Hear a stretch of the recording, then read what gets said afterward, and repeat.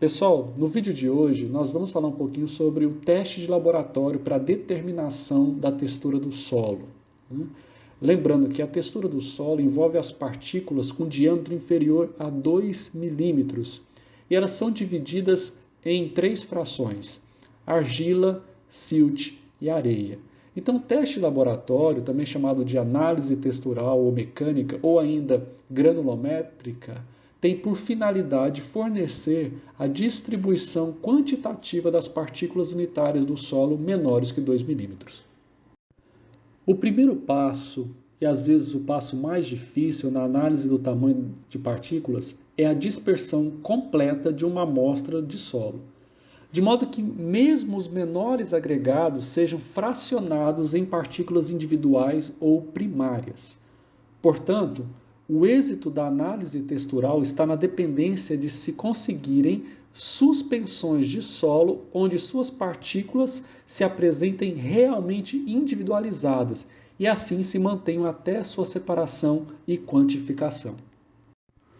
De um modo geral, pode-se considerar a marcha analítica da análise textural dividida em 3 fases: pré-tratamento, dispersão e separação das frações do solo.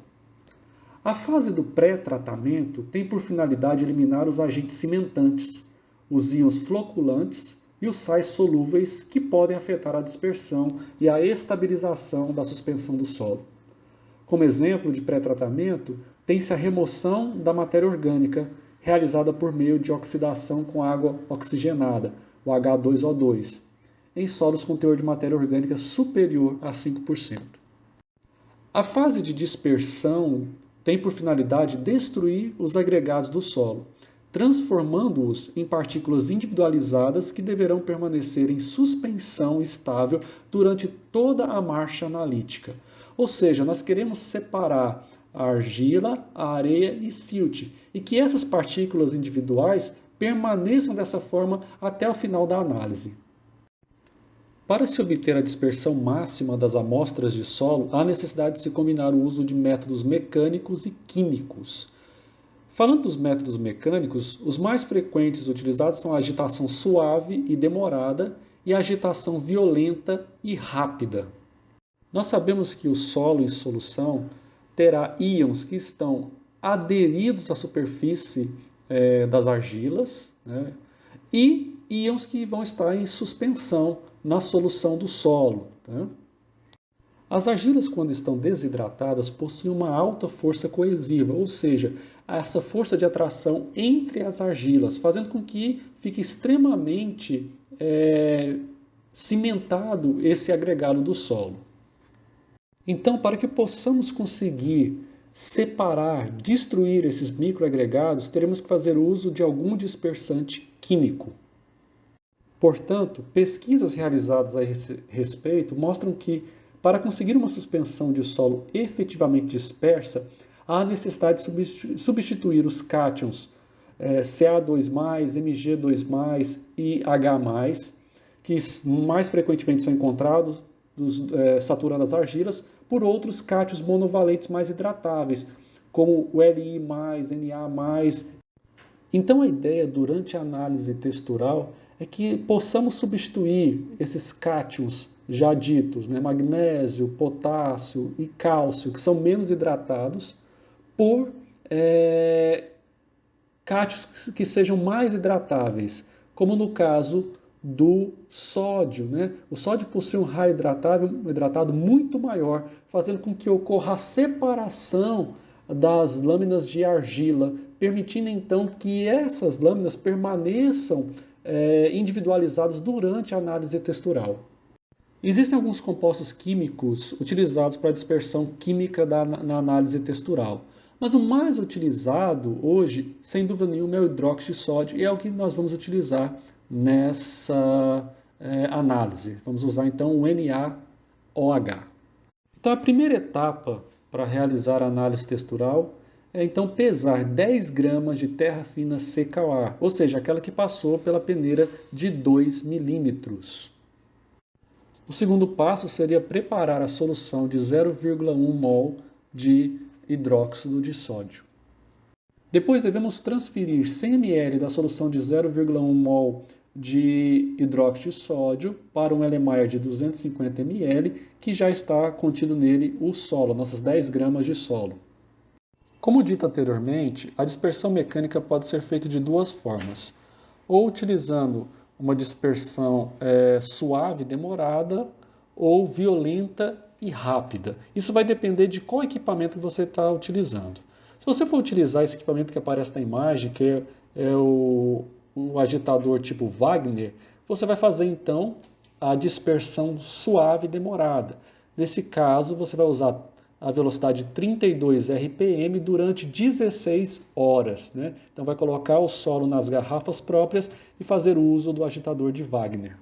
Caso você opte pela agitação violenta e rápida, você vai fazer uso do dispersor de solos, né, que nós chamamos também de shaker.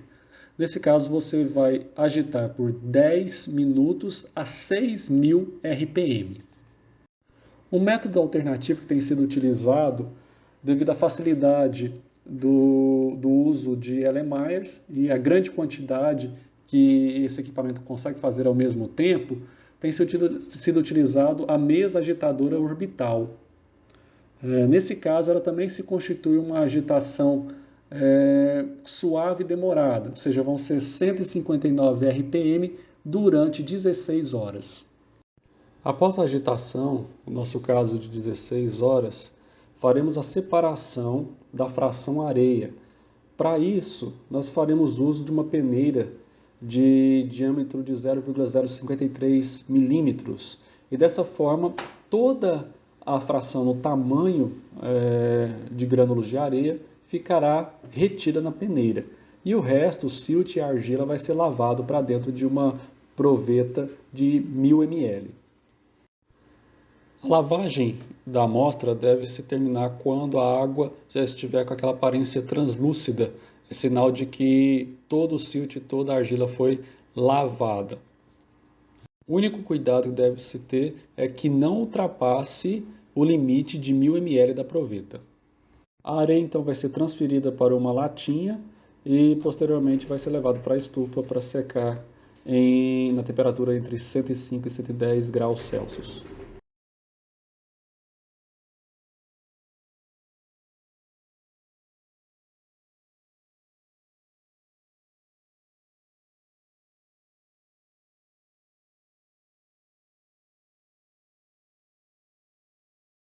Após isso, a proveta deve ser completada com 1000 ml de água destilada.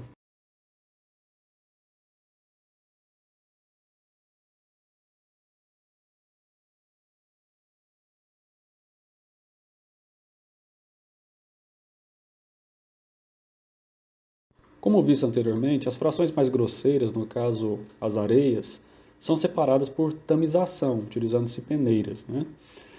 Contudo, as frações mais finas, como o silt e a argila, são separadas por meio da sedimentação das partículas.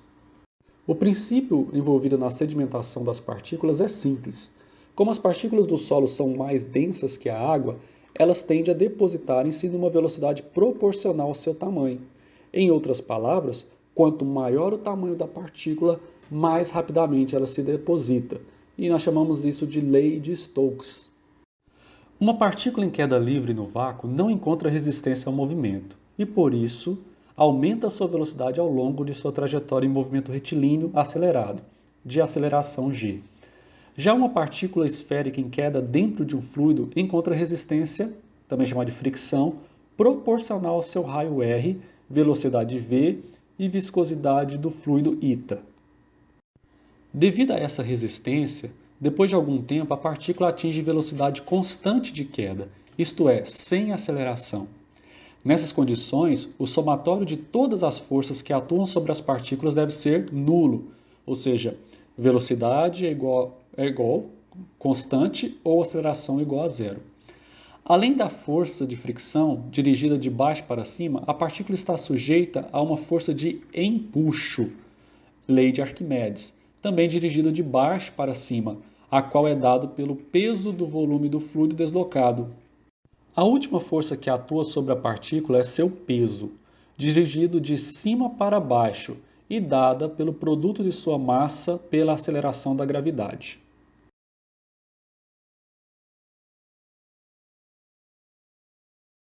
Portanto, nós podemos apresentar as três equações dessas forças que estão atuando sobre a partícula. Então, R, que seria a resistência do fluido ou fricção, é dado como R igual a 6 π eta, que é a viscosidade do fluido, R, que é o raio da partícula, e V, que é a velocidade de sedimentação. A segunda força é o empuxo, que é dado como E igual a 4 dividido por 3 π R ao cubo, que seria o volume da esfera, dW, que seria a densidade do fluido, no nosso caso a água, e G, que é a aceleração da gravidade. E a última força atuante é o peso da partícula, que é dado por peso é igual a 4 dividido por 3 π R ao cubo, que é o volume da esfera, dP, que é a densidade de partícula, e G, que é a aceleração da gravidade. Nós podemos dizer que peso é igual a empuxo mais fricção. Se a gente substituir isso pela equação, nós vamos conseguir encontrar a variável desejada, que nesse caso é a velocidade de sedimentação. Como no nosso caso, o que nos interessa é o diâmetro da partícula, né? Nós vamos substituir o raio pelo diâmetro. Então, raio é igual ao diâmetro sobre 2. Então, raio ao quadrado é igual a diâmetro ao quadrado sobre 4. Mas, na verdade, o que nos interessa saber é o tempo de sedimentação de uma dada partícula. Então, nós podemos dizer e substituir na equação, sendo que velocidade é igual a espaço sobre tempo. A gente vai chamar esse espaço sobre h, vamos chamá-lo de h. Então, velocidade é igual a h sobre tempo. Vamos entender, então, as variáveis dessa equação. Nós queremos, então, descobrir o tempo em segundos. Nós temos, então, quais são as variáveis? Nós temos a viscosidade do fluido, dado pela letra grega eta. Nós temos o espaço de deslocamento. Né? Nesse caso, nós vamos utilizar 5 centímetros. O que isso significa? Nós queremos saber quanto tempo leva para que nos primeiros 5 centímetros da proveta de 1000 ml que nós estamos trabalhando, todo o silt sedimentou e ficou apenas argila. Nós temos também o diâmetro da partícula. Qual seria esse diâmetro? Nós queremos então separar quem? Nós queremos separar a argila do silt. Argila são todas as partículas inferiores a 0,002 milímetros. Portanto, esse é o diâmetro que nos interessa. Nós queremos saber o seguinte: quanto tempo leva para que partículas com diâmetro superior a 0,002 milímetros leva para que possam sedimentar nos primeiros 5 centímetros da proveta. A densidade de partícula é a densidade da partícula que estamos trabalhando. Tá? Nesse caso, a densidade de partícula vai variar de solo para solo, pelo tipo de mineral que existe. Contudo, nós vamos estabelecer a densidade média dos solos minerais. Então, nós vamos sempre utilizar o valor de 2,65 gramas por centímetro cúbico. No caso da densidade da água, também vamos padronizar para a densidade da água. O G seria a aceleração da gravidade. Baseado nisso, a única variável que realmente nós precisamos medir seria a viscosidade do fluido. E a viscosidade do fluido depende basicamente da temperatura desse fluido, ou seja, da temperatura da água no momento da análise. Então, nós faremos a medida da temperatura da solução.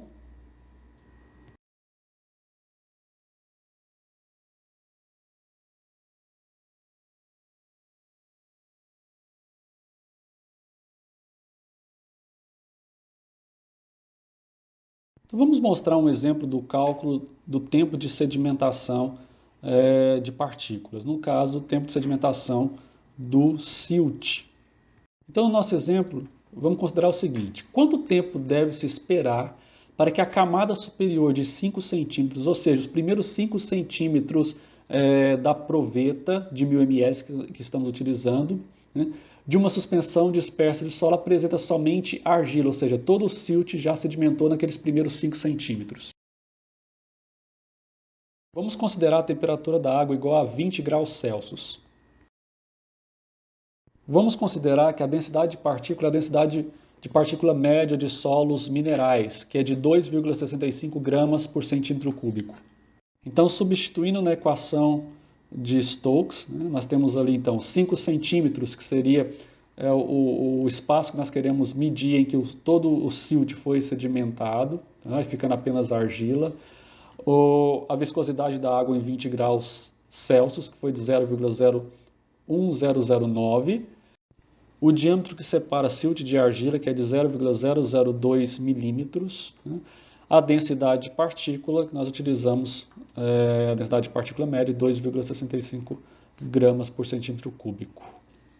O tempo de sedimentação seria de 14.039,9 segundos.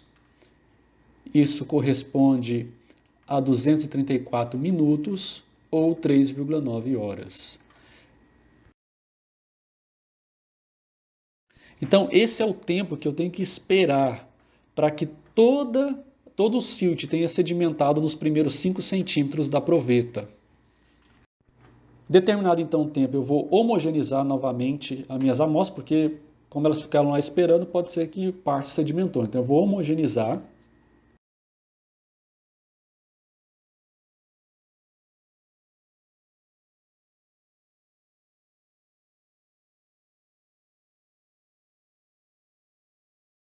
Para que não seja necessário, numa rotina de laboratório, que se faça o cálculo da lei de Stokes o tempo todo, já existem algumas tabelas que a partir da temperatura da água se encontra o tempo de sedimentação. Aqui é um exemplo dessa tabela. Então, imagine que tenha que se esperar, né, que a temperatura da água esteja em 20 graus Celsius. Então, o tempo de sedimentação é de 3 horas e 52 minutos. Passado então essas 3 horas e 52 minutos, nós iremos fazer então a pipetagem da argila. Nesse caso, nós vamos usar uma pipeta de 10 ml que tem uma marcação. Que marcação é essa? Essa marcação indica o ponto dos primeiros 5 centímetros da pipeta, onde eu vou pipetar então os primeiros 5 centímetros dentro da proveta, pipetando 10 ml e teoricamente apenas de argila.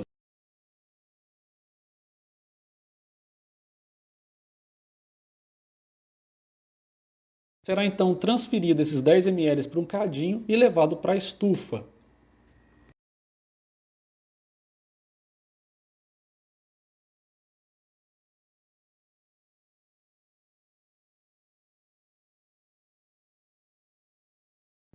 Tanto a areia como a argila devem ficar na estufa por 24 horas ou peso constante, na temperatura entre 105 e 110 graus Celsius. Depois deve ser pesada em balança analítica de 4 casas. Tanto o recipiente, ou seja, a latinha mais a areia, o cadinho mais a argila, como também, depois de lavado, somente o recipiente, somente a latinha, somente o cadinho.